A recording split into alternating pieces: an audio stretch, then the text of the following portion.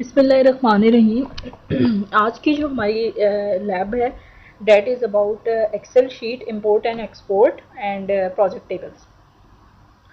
Okay, जो previous lab है उसमें हमने टेबल्स क्रिएट करना भी सीख लिए, हमने टेबल की प्रॉपर्टीज़ भी देख ली कि टेबल की प्रॉपर्टीज़ क्या हैं, वैलिडेशन रूल्स क्या होते हैं, इनपुट मास्क क्या होता है, कैप्शन क्या होता है, डिफ़ॉल्ट वैल्यूज़ क्या होती हैं।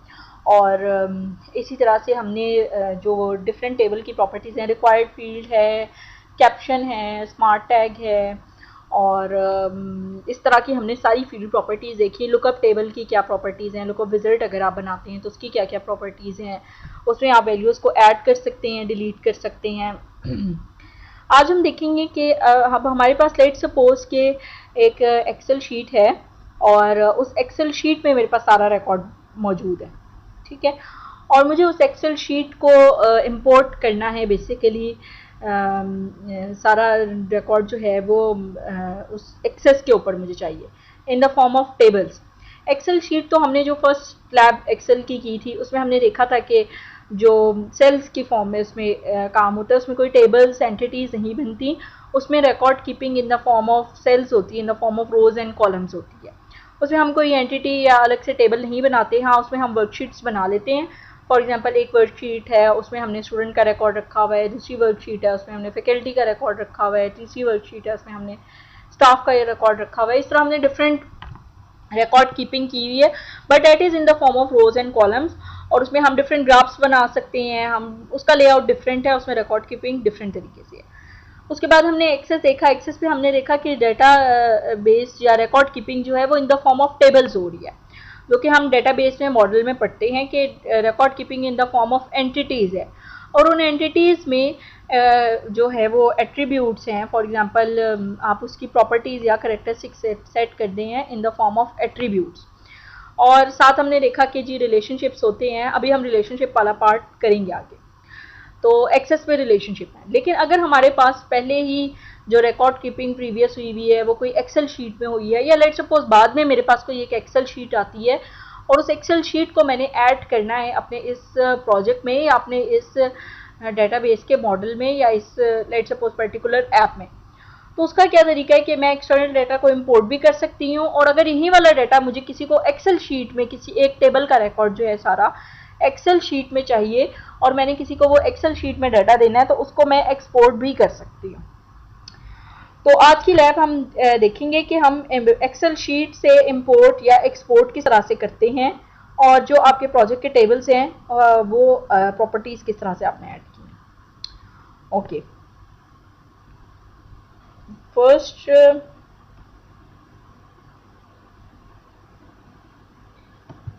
हम क्रिएट करते हैं माइक्रोसॉफ्ट एक्सेस पे। हमने एक डेटाबेस क्रिएट कर दिया, इंपोर्ट एक्सपोर्ट लैब के, इसको हमने जी सेव कर लिया डेस्कटॉप के ऊपर। ओके, वट एवर आप जो भी लोकेशन सेट करना चाहें। Okay, create.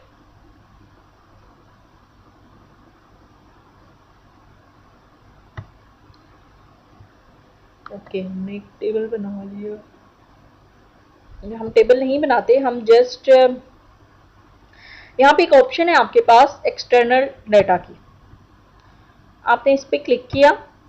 यहाँ पे ये इम्पोर्ट एंड लिंक्स है और ये बार जो है ये एक्सपोर्ट की है। ये देखें, यहाँ से आपको व्यू हो रहा होगा, ये एक्सपोर्ट की है बार और ये इम्पोर्ट एंड लिंक है, ठीक है।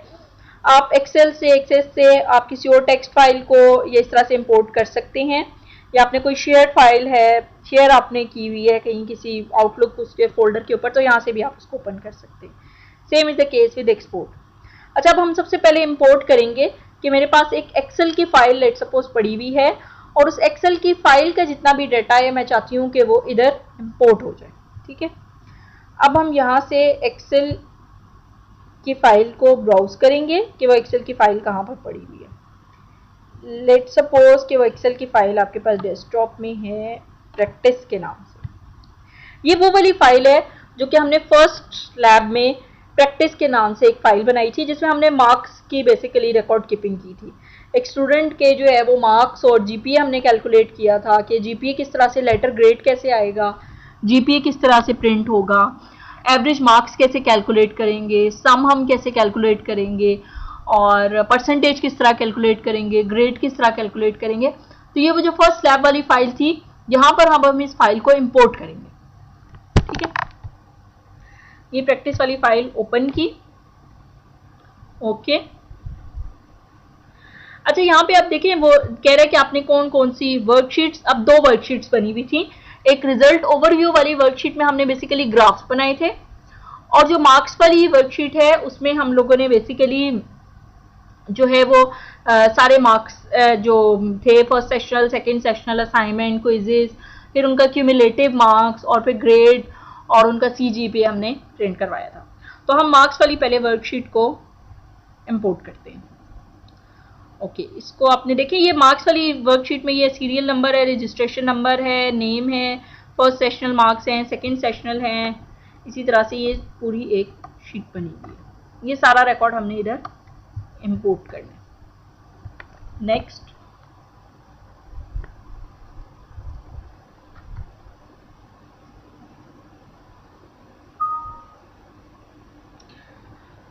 Okay,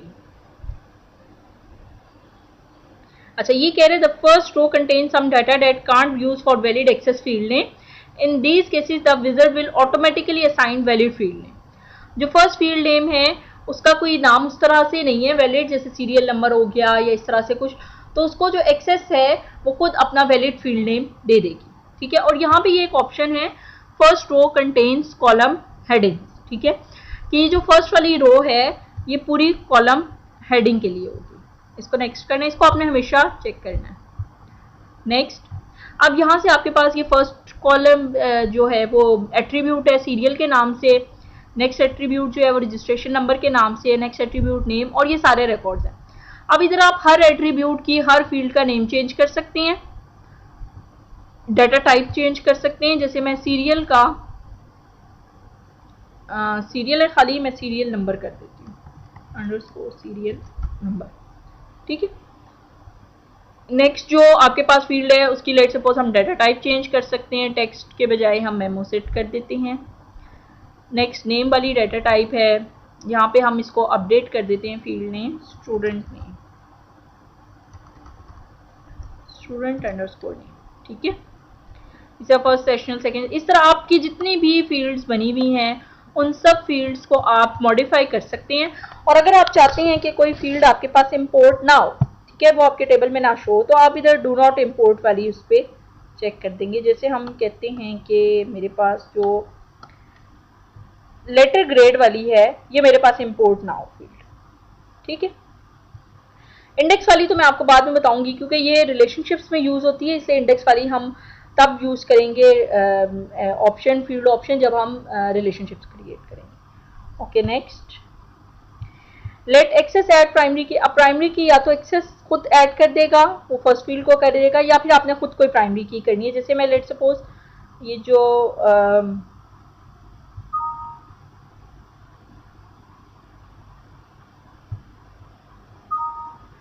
this field can't be used as primary key, either it contains a non-indexable data type or you have marked this field as skipped. इसमें जो डेटा टाइप है वो नॉन इंडेक्स की होगी। Back पे हम जाते हैं, रजिस्ट्रेशन अंडरस्कोर नंबर, और इसको इंडेक्सिंग नहीं की भी, इसलिए ये डाटा टाइप यहाँ पे यूज नहीं हो सकती। ठीक है, तो हम किसी और डाटा टाइप को कर देते हैं। ठीक है, अब हम इसको कर सकते हैं। अब हम रजिस्ट्रेशन नंबर वाली को डाटा टाइप सेट कर देंगे, अपनी प्राइमरी की अपनी खुद सेट कर देंगे, या आपने कोई भी प्राइमरी की नहीं सेट करनी तो no primary. Next, and import to table, कि आपका ये टेबल अलग से बन जाएगा जो कि किस नाम से होगा, मार्क्स के नाम से। फिनिश।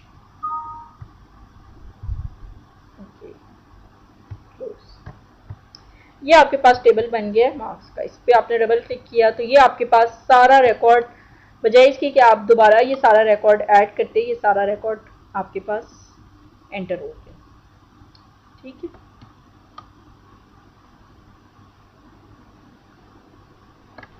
यहाँ से आप इसकी फील्ड्स या रिकॉर्ड्स ऐड करना चाहें तो करते हैं ऐड।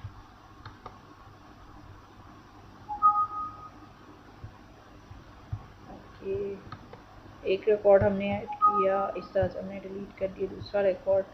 अब यहाँ से ये हमारे पास सारा रिकॉर्ड आ गया। अब हम इसको चेंज कर सकते हैं और मॉडिफाई कर सकते हैं डिज़ाइन व्यू में जाके। ये देखें, ये डिज़ाइन व्यू में हमारे पास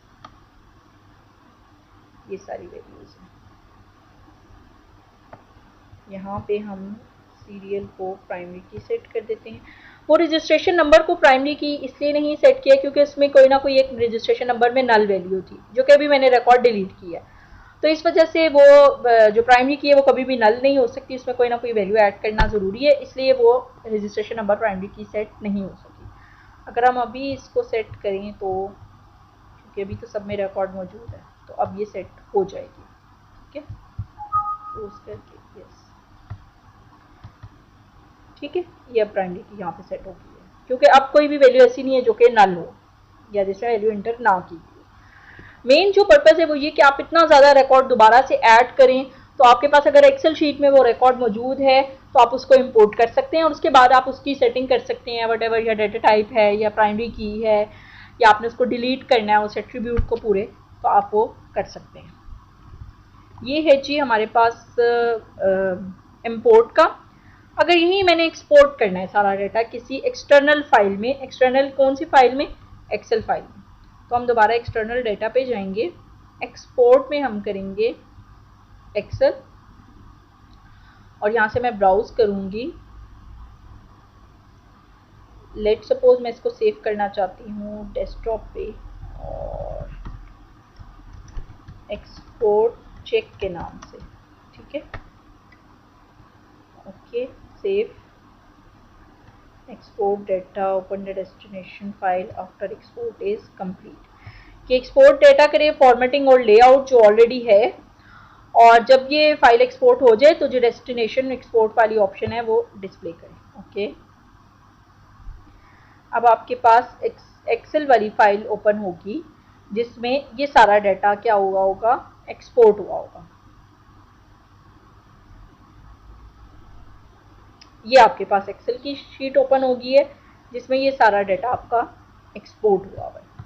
ठीक है, कि अगर हमारे पास कोई डाटा एक्सेस में मौजूद है और हमने उसको एक्सपोर्ट करना है किसी फर्दर एक्सेल शीट पे, और वो हम सिर्फ वही एक पर्टिकुलर एक्सेल शीट हम शेयर करना चाहते हैं, तो हम इसको इसके किसी एक पर्टिकुलर टेबल से सारा रिकॉर्ड एक्सपोर्ट भी कर सकते हैं, और इसी तरह से हम किसी एक पर्टिकुलर टेबल से सारा रिकॉर्ड जो है वो एक्सेल शीट से हम इंपोर्ट भी कर सकते हैं इन द फॉर्म ऑफ टेबल, और उसके बाद इंपोर्ट और एक्सपोर्ट करने के बाद हम उसकी फॉर्मेटिंग करेंगे। ठीक